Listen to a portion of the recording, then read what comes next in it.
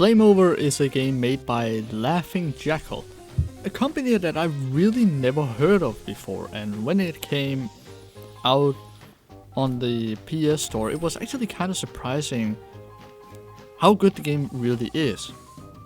It's a roguelike action adventure game. It tended to be very hard, but fun to play. It's the same we know from games like Rogue Legacy, the Souls series, and other games in the same category. So each new playthrough will never be the same at all. It feels, when you look at the story being introduced in level 1, and as you just play through the game, it feels like a cartoon TV show. Each level is like a free episode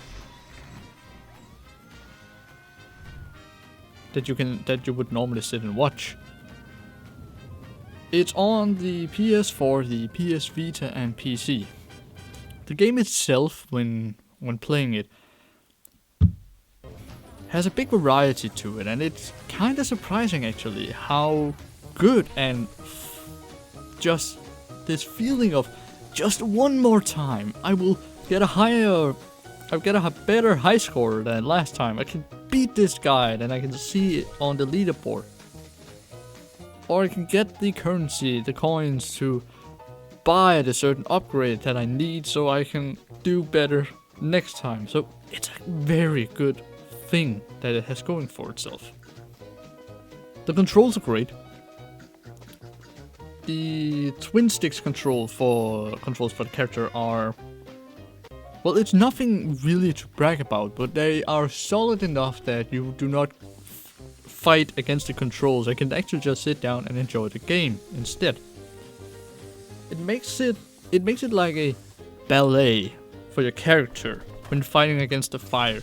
You have this little reticle that slowly charge up before it begins to blink a lot to show that you are standing too much in the heat, and if you continue when the circle becomes completed, you will lose a life. Since it's twin sticks controls for the PlayStation, it's incredible that you cannot just rely on going straight in. You have to control the camera to get the right angle on the room so you can see where is the fire that I can put out, or how come I still get the heat meter that the heat meter still shown that it's very hot in here. Other than that, well, you got certain things like your gadgets, the foam you use to take out electric things like TV, computers, or some things in the kitchens, or the things that you can find in the kitchen that use electrical currency, that use electricity. That if you have not found which goes into the tactics that are for this game, if you cannot find the button to turn off all if you cannot find the button that can turn off all the electricity in the level that you're on, if it's the first, the second, or the third stage, then you're gonna have to quickly switch between water to quickly dispose of the fire, and then use foam to quickly make sure that the hardware doesn't get started again with get the fire started again. There's also power-ups you can buy if you if you're lucky enough to find the shop owner. You can buy certain upgrades or new gadgets that can help you improve getting a better high score, or will get quicker through each level. There are 16 levels total. Each level is so hard that it's nearly impossible to get through all 16 without dying once.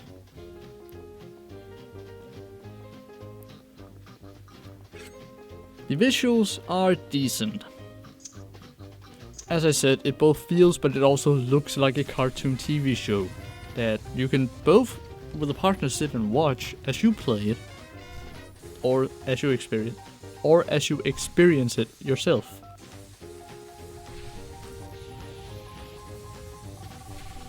In each room you go into, there are different cues to what you must do in that room. Of course, there's the fire, but there are also the hardware with electricity. There are the people you have to rescue, the cats you need to get out of the, and the cats you need to get out of there. But also people that have missions for you to do, that if you do not get to them in time, they will die. And when they die, you have a certain amount of time to get them back up. All shown in the visuals. There are many good showings, many good tells for you, so you know what you have to do. The sound for this game, well, that's on a different matter. It falls short on itself here. Of course, the sound design is excellent. You can hear the water, you can hear the foam as it sounds in real life. You can hear the sound of fire. You hear people as they mumble in their way of talking that they need help.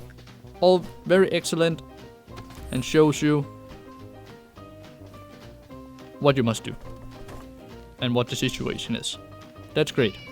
But when it comes to the music itself, there's only one number. Only one number, playing all the time.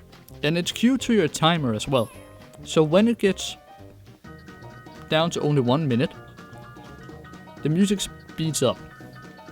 Now, I don't know about you, but to me, I wanted more from it. But luckily, in your settings, as for the controls, you can go in and change a few things. So you can change the music to not show at all, and you can listen to something yourself. You can mostly just change how fast your character can rotate, so both the camera and your character himself. The game is free on PS4 this month, but other than that, it's $12. You can get it on PC on Steam. $12 there, and we'll see what it's gonna cost on the PS Store. But my thoughts on this, it caught me by surprise. I thought it was just gonna be another dumb little indie game that I would play for a few hours, like 2, 3 at tops.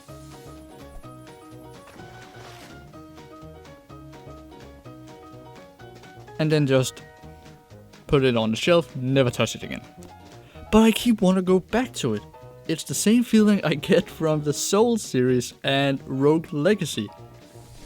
I wanna go back and make my score better. So if you do like these very intended to be hard games, but that are fun,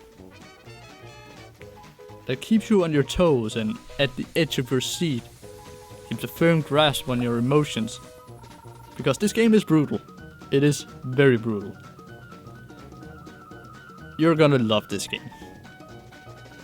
It has hours upon hours of fun put into it. I sat for over 8 hours straight just having fun with it when I first started till I ended.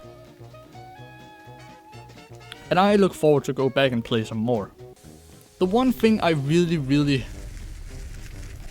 find sad, but Laughing Jackal did give a good response as to why. It's that there's no multiplayer, so just simple couch co-op, where you and another friend can go around and help each other in the different levels, or you could have made it as a brawler fighting game in the multiplayer. I don't know what happened to that, but Laughing Jackals did say that they want to focus on single player only, and that's fine. It's a good single player game.